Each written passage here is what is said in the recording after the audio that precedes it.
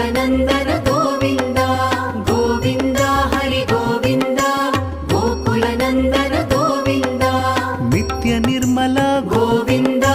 नीलमेघ श्याम गोविन्द पुराण पुरुष गोविन्द पुण्डरीकाक्ष गोविन्द गोविन्द हरि गोविन्द गोकुलनन्दन गोविन्द गोविन्द हरि गोविन्द गोकुलनन्दन गोविन्द नन्दनन्दन गोविन्द नवनीत चोर गोविन्द